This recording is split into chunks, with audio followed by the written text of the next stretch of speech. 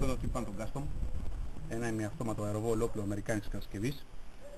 Θεωρείται ένα από τα καλύτερα της αγοράς. Αυτός είναι ο γεμιστήρας του. Ο συγκεκριμένος είναι για 200 μπαλάκια χωρητικότητα. Υπάρχουν 150 και 50.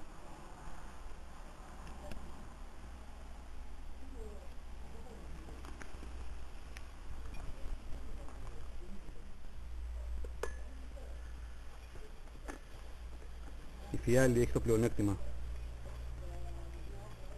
ότι μπορείς να ρίξεις μέχρι 500 βολές.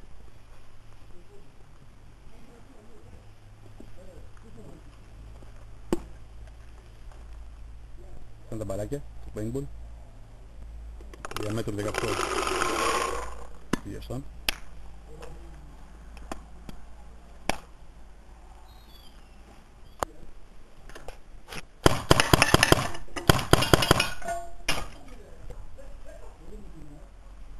Πρόσωπες και πιο σκληρές.